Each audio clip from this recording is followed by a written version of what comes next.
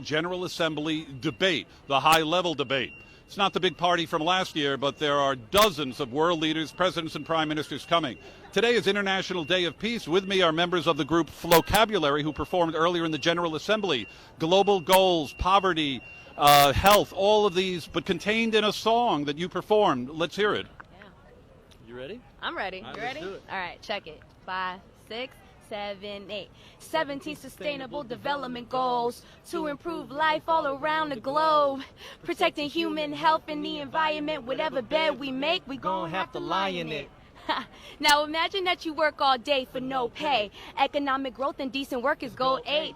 Goal number 9 is to foster innovation in infrastructure and industrialization. Goal number 10, inequality reduction. 11 is sustainable city construction. 12, well, that's sustainable consumption. So what we use matches up with production. Goal 13 calls for urgent action to combat climate change. We know what's happening. 14, protect life under sea. 15, protect life on land. Goal 13 is peace and justice all over the planet. It's in high demand. And the final goal, number 17, is a critical factor, the heart of the machine. It's to strengthen the way that we achieve these goals of sustainable development around the globe. If only it was so easy. But your core message, Flocabulary does what, and how do you think it might help in achieving these goals? Yeah, absolutely. So Flocabulary, we specialize in educational hip-hop. We create songs and videos to make academic content more engaging and more relevant and accessible to all students in grades kinder through 12th. He's Ike Ramos, and this is Nitty Scott. Your final message to the world leaders who are here next week for the General Assembly. And coming up, we're going to have the British ambassador who has promised not to sing. Go ahead. We just hope that you are edutained. Okay. Thank you very much. They were inside the General Assembly today with Leonardo DiCaprio, Michael Douglas, Stevie Wonder. We want your questions at CNN Facebook Live. Thank you both very much. The 71st General Assembly kicking off Monday with a huge day on migration. We'd like your questions. Joining me now, the ambassador from the United Kingdom, a country which has a veto power on the UN Security Council. He's Matthew Rycroft. Welcome, sir. Thank you very much. Good to see you. People hear on their newscasts, on their webs, oh, there's a General Assembly meeting. What is special? What does this mean next week? The General Assembly is the Olympics of diplomacy. If you're a diplomat, this is what you train for all year. This is our peak moment. All of the world leaders will be here tackling the biggest issues of the day. Now, does that mean that all of the goals and problems our singers address, poverty to health, maternal care, will they be solved in these types of meetings? What can be achieved? It's going to take a lot longer than that. What they were talking about was a 15-year plan that the UN has agreed, and we're 1 year through that plan, and we will spend some time this coming week working out where we're on track and where we need to do more. And in particular, we need to look at the conflict situations in the world, Syria amongst them. Take our Facebook viewers inside. What really goes on here? You've described it as the Olympics. I've often heard it's speed dating, diplomacy. How much can be achieved behind the scenes as all of these massive delegations move through the place? Take us inside.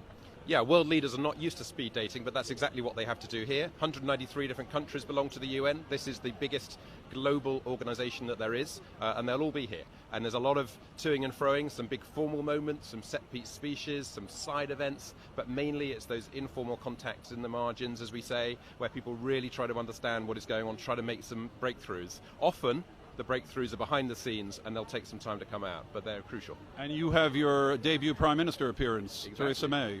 Theresa May will be here for the first time, and Barack Obama will be here for the last time, and Ban Ki-moon, the Secretary General of the UN, will also be here for the last time. All right, we're starting to get questions, and we encourage them. This is from Joe. What are the major issues this year? And also, how many countries come to the UN General Assembly? 193 countries come, and the big issues are, first of all, Syria. Secondly, tackling Daesh or ISIL. Thirdly, dealing with migration. Those are your top three. Will North Korea be addressed? I know that's a weighty topic, but there's got to be alarm, increasingly alarm, after their 5th nuclear test. There's a huge amount of alarm about North Korea. The Security Council has agreed that there must be further measures taken against them now that they have breached yet one more resolution. So we'll be working on that as well, yes. This is the last General Assembly for Ban Ki-moon, the Secretary General. Can you give our viewers updates on who's going to be the next Secretary General? Well, first of all, I want to pay tribute to Ban Ki-moon. He got those Sustainable Development Goals that they were rapping about through. He got the Climate Change Agreement through. He's done a lot for the UN, and we now need someone who will build on that and really take the UN to the next level. We want a really strong leader. We don't know who it'll be yet, but there'll be lots of gossip about that in the coming week. How do you feel? You're the lead point person for the United Kingdom, but then your foreign minister, Foreign Secretary Boris Johnson comes, a prime minister. You have to. What's your role then in here? You're almost. You got the whole world descending on you, and it's a lot of pressure. This is a peak time for me and from my team. Luckily for me, I've got a fantastic team. They've been spending months getting ready for this. We've got 9 British ministers in town. Each of them has got a really great program of events. We're organising some events ourselves. I'm delighted to have the Prime Minister here for the first time and the Foreign Secretary Boris Johnson here for the second time. He's only been Foreign Secretary 2 months. He's already back for a second time. Offshoot of the refugee crisis, of course, Syria. Here's a question from Dennis Gould. How do unelected officials in the UN tell the United States how many refugees we are going to take? Is that question accurate? That's not accurate. Theresa May is elected. She's a democratically appointed leader of my country. Most of the 193 leaders around the world are democratically elected, not all of them, but no one's telling anyone else what to do. This is a conversation. This is about learning from each other. This is about best practice and creating the rules.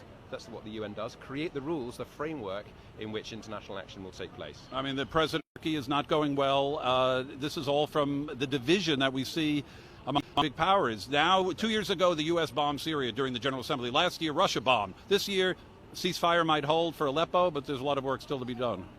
We've got to get a ceasefire, we've got to get the humanitarian access through, and above all, we've got to get political talks back on track. In the end, this will not be solved until Assad leaves power, and for that to happen, there's got to be a political process. Dua asks, what exactly are you doing for climate change? Another topic this week during the General Assembly.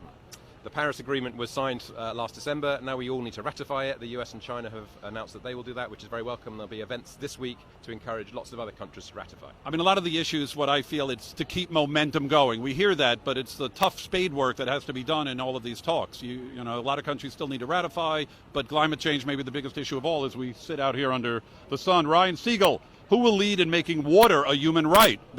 Another big issue. That's a big issue. That's in the Sustainable Development Goals as well. I want to pay tribute to the work that the US administration, particularly John Kerry, have done on the oceans. Lots of others are coming together to tackle that.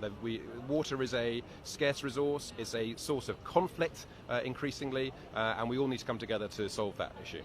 All right, we still welcome your questions on our final moments here with UK Ambassador Matthew Rycroft. This was his second UN General Assembly. Look at all the people here on the plaza. This does not happen often. Should the UN do more of these types of events? They call it the Super Bowl of diplomacy, but unfortunately, a lot of the work takes place unseen in conference rooms. What would you change if you had to about the UN? Look, diplomacy is not a glamorous career, unlike journalism, Richard. But this is our big moment. And yeah, the UN needs a really powerful voice, a Secretary General, ideally, who will really explain to the world's 7 billion people what is going on here and why it matters to them. You know, those global goals that we're being rapped about are crucial for each and every person on this planet. It's not expected that Donald Trump or Hillary Clinton come into the UN. That's not the protocol, but one or two of them could meet with world leaders. I know we discussed this yesterday, but it's unlikely that British leaders will meet with these candidates. Yeah, we're working very closely with Barack Obama and his administration, and we will work with whoever is the next US administration. And what would be the impact either way? Are you able to cagely, diplomatically handle that question of the impact of depending on who wins? Well, it might only be my second General Assembly, but I've been a diplomat for long enough to know which questions to avoid answering. And, we're going to work with whoever is in power. Here's a question from another Richard. I didn't know that was allowed. From Richard Hendrickson. Will they speak on treaty violations in regards to Lakota oil pipeline? That may be off your portfolio a bit, but try it if you could. Look, every single issue under the sun comes to this General Assembly. That's one of the fun things about it. So, we'll deal with everything. What will the UN do to pressure members to cease and desist from further takings of property from indigenous people? Another great question, also covered by the global goals. The rights of indigenous peoples is one of the things that the UN protects through various conventions and treaties. Matthew Rycroft, Ambassador from the United Kingdom, thank you very much. I'll sign my autograph for you. You mentioned the journalists of the celebrities. I know you have to run. Thank you. Thank you very much, Richard. All right, we hope to see you next week. The activity here at the United Nations goes on. The eve of it, it's always like the coming storm. There will be over 120 prime ministers and presidents and Prince Albert of Monaco, and they will all be speaking next week in the General Assembly Hall. The real work, though, will go on. One-on-one talks. A lot of them have business on their mind, investment, making money, getting money into their countries and their projects. I get a flood of emails with invitations to parties, panels.